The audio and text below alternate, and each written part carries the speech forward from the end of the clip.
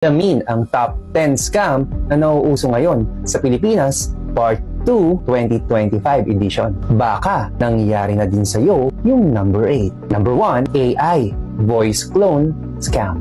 Ang modus sa gamit ng AI para gayahin ng boses ng kamag-anak mo. Tatawag ng umiiyak or may emergency daw. Tapos ang sasabihin na aksidente ako, kailangan ko kagad ng pera. Pwede ka ba mag-send?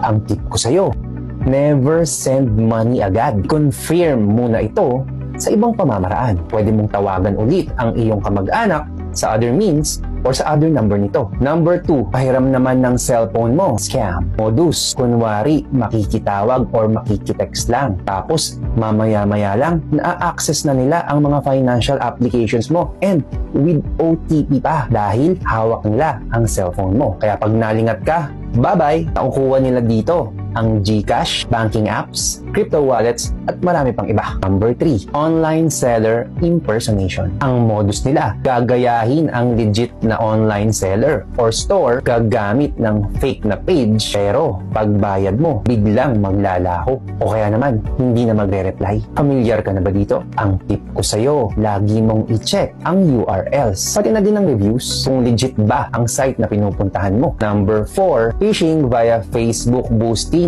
invite. Ang modus, may magpapanggap na kaibigan at mag-i-invite pa to boost the page or event. And once na pumayag ka, maahack na ang account mo. Bakit? Dahil may mga ibibigay sila sa'yo na mga FB invites or links at once na i-click mo yon, boom, ayun na.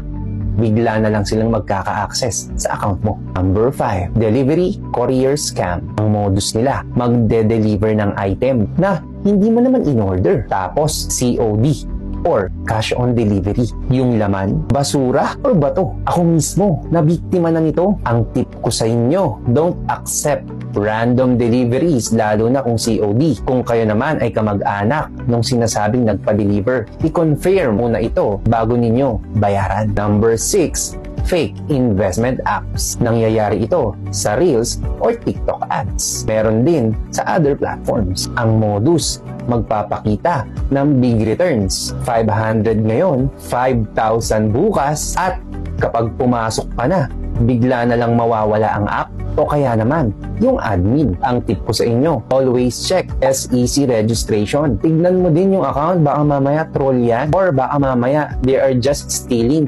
identities. Number 7, fake government assistance scam. Ang modus nila, sasabihin SWD, ayuda, OFW fund, or senior cash card. Pero kailangan mo magbayad ng processing fee or membership fee. Ang tip ko sa inyo, walang bayad ang government assistance. Number 8, GCash or bank account verification scam. Ang modus nila, may tatawag na taga GCash daw or bank daw. Tapos sasabihin, kailangan daw ng verification because kailangan mong palitan ang password mo or meron kang bigla ang bill dahil may gumamit daw ng iyong application or platform. Tapos biglang hihingin ang OTP or MPIN. Ang tip ko sa inyo, never give your OTP or MPIN. Nangyari na ang scam na ito sa kaibigan ko. Number 9, link click ransomware. Ang modus, magpapadala ng receipt or invoice link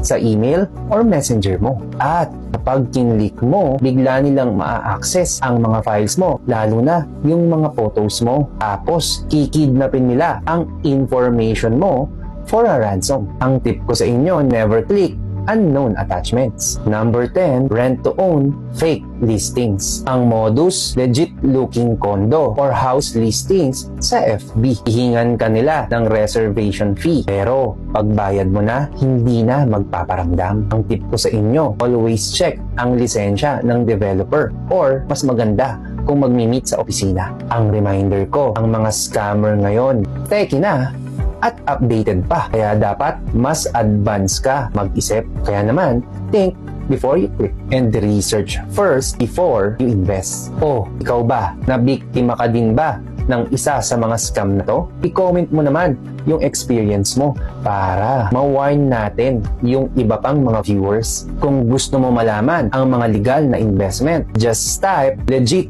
2025 sa comments. O, i-follow mo na din ako for more financial tips, scam alerts, and legit money moves. Ako si JP, your kakampi and money-wise buddy.